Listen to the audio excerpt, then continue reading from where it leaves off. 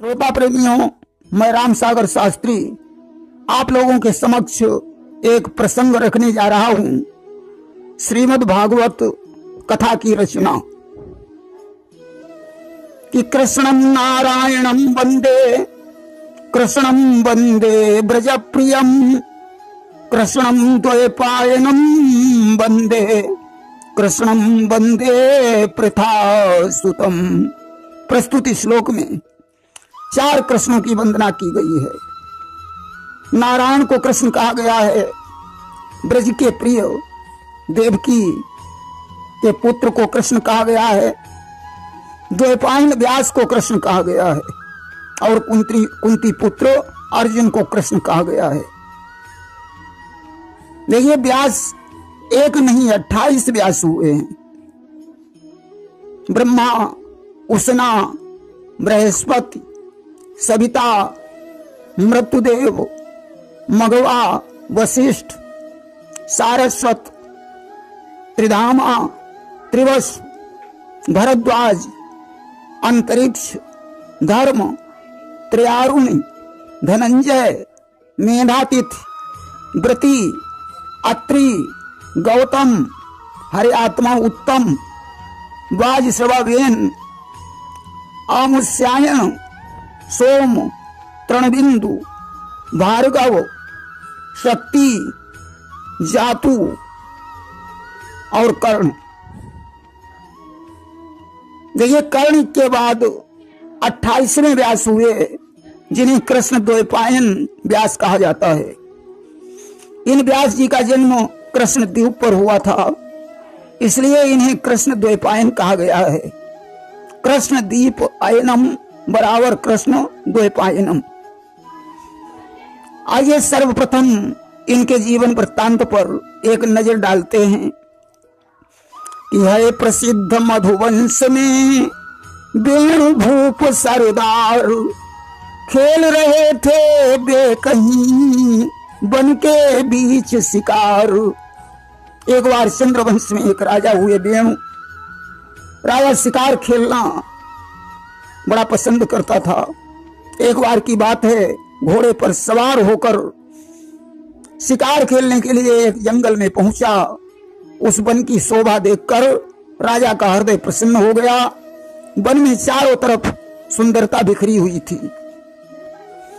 किसा आनंद देखता जाता था उस वन की बिसद बहारी को, आंखें आलिंगन करती थीं कुदरत की क्यारी क्यारी को। राजा आनंदित होकर उस वन की शोभा देख रहा था। अचानक राजा की दृष्टि एक भ्रमर और भ्रमरी पर पड़ी, जिनका विहार देखकर राजा का तेज पुंज स्खलित हो गया। राजा ने तेज पुंज को एक दोने में रखकर तोते के गले में बांध दिया। तोते से कहा, इसे मेरी रानी के पास पहुंचा दो। तोता सागर के ऊपर उड़ा। एक बाज ने झपेटा मारा, वह दोना समुद्र में गिर गया। उस तेज पुंज को एक मछली ने निगल लिया। मछली गर्भवती हो गई। एक दिन वह मछली एक मछुआरे के जाल में फंस गई। उस प्रांत के राजा दासाराम थे। उनकी सेवा में मछुआरा उस मछली को लेकर पहुंचा। राजा के कहने पर मछली की चीड़ फाड़ का काम हुआ। उसके पेट से एक कन्या निकली। दासाराम ने वो कन्या मछुआरे को दे दी।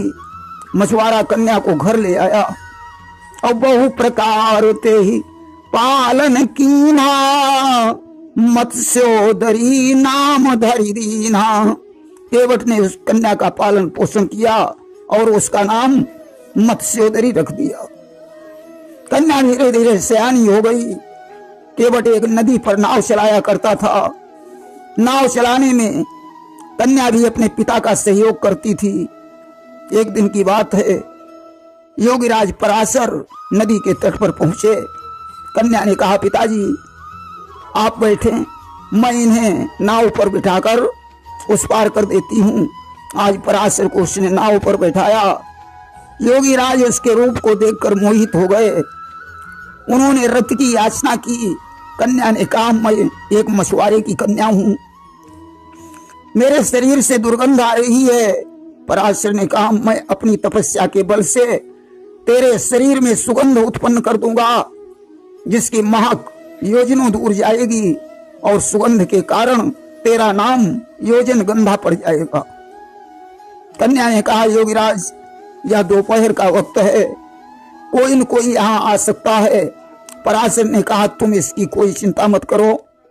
अरे मुझे योगीराज पराशर कहते हैं कि देखते देखते देख प्रिय, ऐसा कोहरा प्रगटाएगा, जिसके कारण मैं तू तो क्या सूरज भी नजर न आएगा।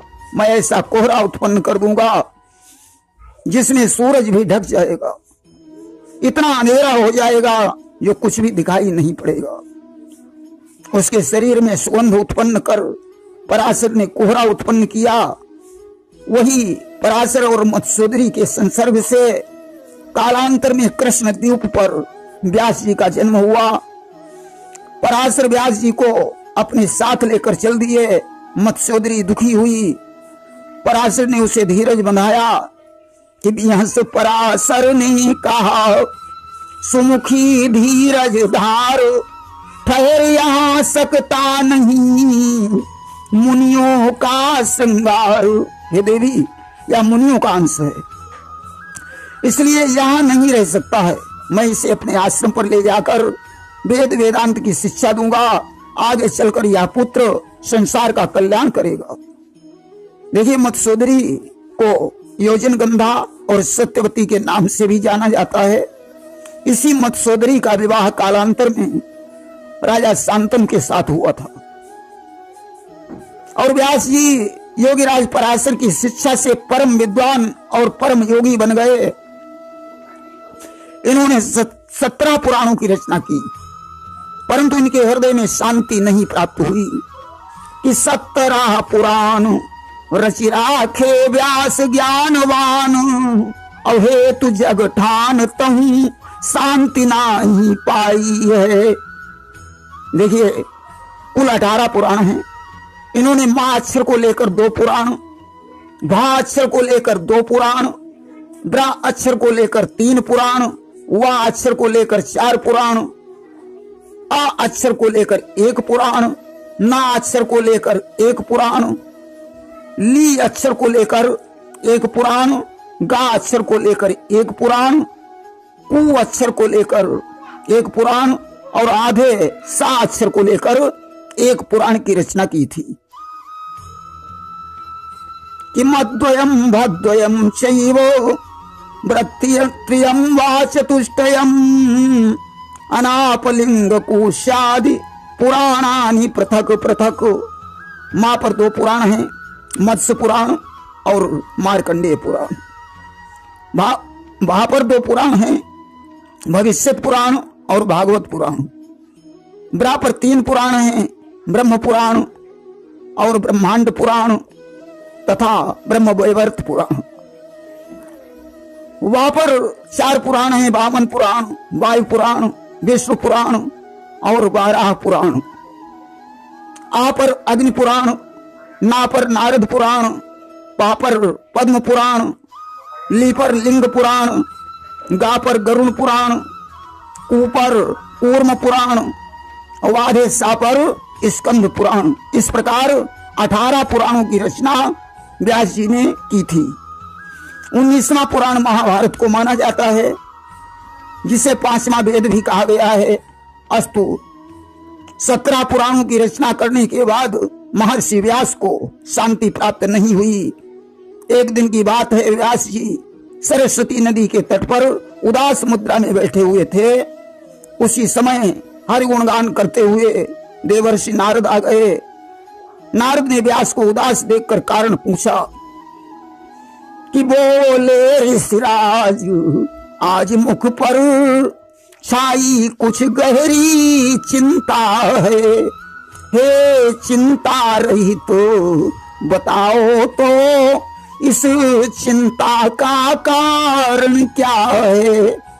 नारद ने कहा, योगीराज आपका मुखमंडल आज उदास क्यों है? व्यास ने कहा, देवर्ष मैंने 17 पुराणों की रचना की है, फिर भी मेरी आत्मा को संतुष्टि प्राप्त नहीं हुई है।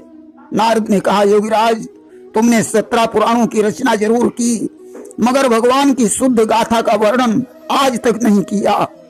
भक्ति ज्ञान वैराग्य को सचेष्ट करने के लिए भगवान का सांगोपांग चरित्र का वर्णन करो। मैं तुम्हें उन श्लोकों को प्रदान कर रहा हूं जो विराट पुरुष ने हमारे पिता ब्रह्मा को दिए थे। व्यास जी ने कहा, तुम्हें वे श्लोक कहां से प्राप्त हुए? नारद ने अपने पूर्व जन्म की कथा सुनाई, जिस प्रकार वे उपब्रह्मण गंधर्व से शूद्र बने और इसके बाद उन्होंने सृष्टि के समय ब्रह्मा जी के मन से जन्म लिया। इसके बाद ब्रह्मा जी ने विराट पुरुष के दिए हुए 4 श्लोक देवर्षि नारद को सुनाए। अस्तु वही श्लोक देवर्षि नारद ने व्यास जी को प्रदान किए। पहला श्लोक था, अहमेवास्मेवाग्रे नान्यद्यत् सदसत् परम पंचादहं यदेतच्च यो वशिष्येत सोऽस्म्यहम्। दूसरा श्लोक था, ऋतेर्थम यत् प्रतीयेत न प्रतीयेत चात्मनि तद विद्यादात्मानो मायाम यथा भासो यथा तमः। तीसरा श्लोक था, यथा महान्ति भूतानि भूतेषु चावचेषु प्रविष्टान्य प्रविष्टानि तथा तेषु न तेषु अहम्। चौथा श्लोक था, एतावदेव जिज्ञास्यम् तत्त्व जिज्ञासुनात्मना अन्वय व्यतिरेकाभ्याम यतस् स्यात् सर्वत्र सर्वदा। इन श्लोकों का संक्षिप्त भाव इस प्रकार है, सृष्टि के पहले मैं ही था, जहां सृष्टि नहीं है वहां भी मैं हूं, सृष्टि में भी मैं हूं, जो शेष बचेगा वह भी मैं हूं। जो नहीं है परंतु महसूस हो रही है वही माया है। जैसे प्राणियों के छोटे छोटे शरीरों में आकाश आदि समाये हुए हैं, उसी प्रकार प्राणियों में मैं आत्मा के रूप में समाया हुआ हूं। सर्वातीत सर्वस्वरूप भगवान सर्वदा और सर्वत्र स्थित है। आज कि दीन है श्लोक 4 सार गुण ऋषि वर तब तिनको आधार धार काव्य धार धाई है। इन 4 श्लोकों का आधार लेकर व्यास जी ने एक परम पावन ग्रंथ की रचना की और जन के उद्धार हेतु व्यास कंठ पार किए गंगा रूप भूतल पर भागवत आई है। प्राणियों का उद्धार करने के लिए इस पृथ्वी पर गंगा रूपी भागवत का अवतरण हो गया। प्रेम से बोलिए श्रीमद् भागवत महापुराण की जय।